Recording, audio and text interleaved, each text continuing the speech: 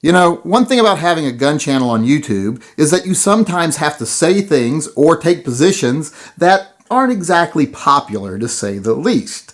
Or at least I do. I know some people don't. Some gun channels would never say anything that they would consider the least bit controversial for fear of losing a sub or losing $1 in sponsorship.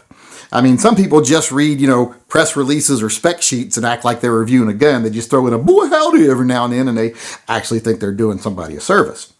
But I actually state my opinions and I state my positions on things, sometimes not even gun related, and quite often viewers call you on that. They want you to defend your position or amend it if you're wrong. Now, a lot of people who have channels on YouTube tell me, well, fuck them. We don't owe them anything. You made a video, they watched it for free, so fuck them if they don't like it. Well, I don't really subscribe to that mindset. I think people can tell. I like to interact with my audience. That's my favorite part about having an audience, is interacting with them. That's why I do live chats every week. So I think I kind of owe it to you because, like I say, I make these videos because I like interacting with people and I like the topic that I'm covering, and you all watch them, you interact with me, some of you even support my channel, so I feel like I owe you to at least defend or possibly amend my positions when I take them and you don't agree with them. Well, one bad thing about that, though, is not only do we have to defend things we've said or positions we've taken, quite often we have to defend things we never said and positions we've never taken. Like just recently in a chat, I had to defend my position where I said that the government should ban lead ammo. Well, the only problem is I never said that. In fact, the video the person was referencing, even other people in the chat went, that's not what you said. You said the exact opposite. And I did. I said the exact opposite. I said the government should never be involved in regulating ammo manufacturing and should not ban lead ammo. But in the video, I said, since they are banning lead in uses of every other type, maybe we should start getting ahead of the ball in the gun community, and the gun manufacturers and the ammo manufacturers should start developing other alternatives to lead, because they do exist now. We have polymers that perform the same as lead. We have all copper bullets, etc. from some manufacturers, but more manufacturers need to get on board with developing some alternatives. And that's what I said. And I said that because, and I said in the video, that when the government does go, aha, we're banning lead, so screw the ammo manufacturers, you're all not going to be able to make any bullets. And so it doesn't matter if people have guns, because they're not going to be able to get bullets. Because I think we could all see that happening if certain people get in power. And if we actually put the time and effort into developing alternatives now, when they did, instead of the ammo manufacturers going, oh my God, what are we going to do? We're going to mass produce until the deadline, and then we're going to sell everything in a big buying frenzy. And then there's going to be ammo shortages for years while we try to make, catch up.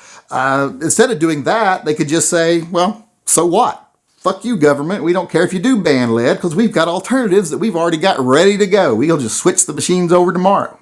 That's what I said in that video. Well, today I got an email asking me to defend another position. Well, I got this email from a viewer that says, why did you say that custom Glocks are stupid? And that you don't like them. And that you don't even think they should exist. And the funny thing is, once again, never said that. Never took that position, period. I think the video that they're referencing is one where I said people who buy Glocks claim that Glocks are the best gun ever made, and then change the sights, change the trigger, change the barrel, change the slide even. They do all this work to it, but they still claim Glock's the best gun ever made. Well, if it was the best gun ever made, if it was perfect like they claim, why did you have to alter it so much?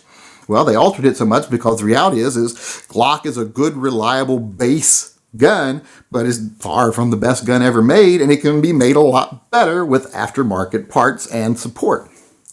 So people change them.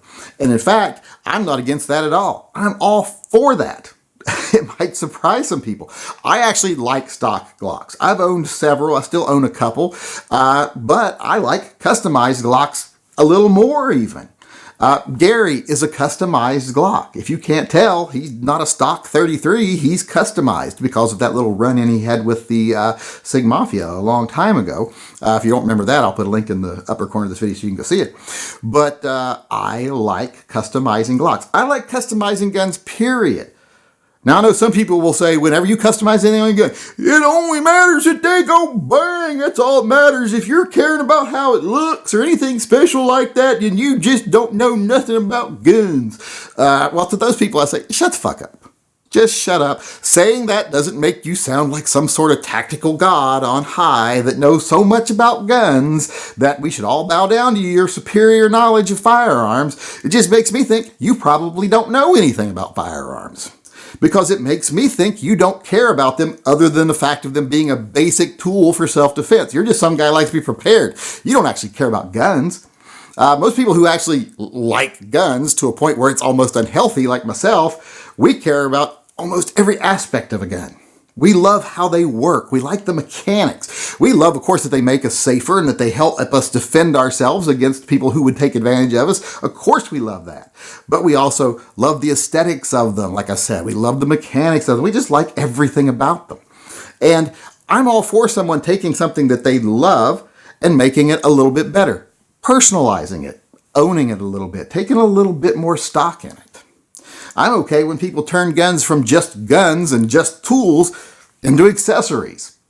You know, they customize it to where it makes a statement about their personality. I'm fine with that. In fact, I encourage that. Because when you do that, now you got two reasons to carry a gun. One, because you think it's an accessory that actually says something about you as a person. You're actually invested in it, and you might need it to defend your life someday.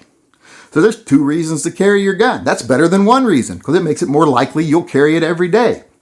So I'm all for customizing Glocks. All for it. I love the fact that Glock has so much aftermarket availability for it. I think it's like the Legos of handguns. You know, like ARs are the Lego set of rifles or the Erector set of rifles.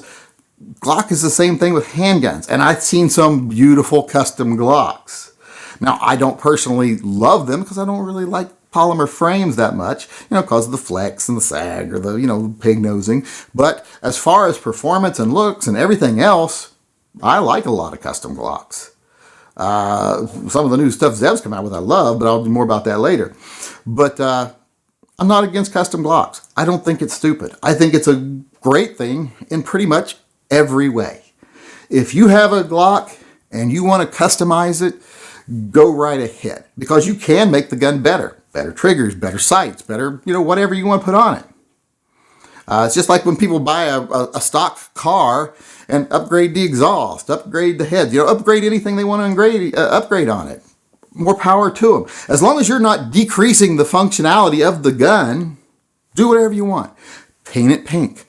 Put Hello Kitty on the grips. Put your favorite superhero emblem in the grips. Carve your favorite, cartoon character on the slide. I don't care. It's your gun. Make it your own. Because like I said, when you invest in your gun, when you personalize your gun and you make it say something about you, you're just more likely to carry it as far as I'm concerned. And as long as it functions the same, and as long as you like the way it looks, more power to you. I think that is a very good thing.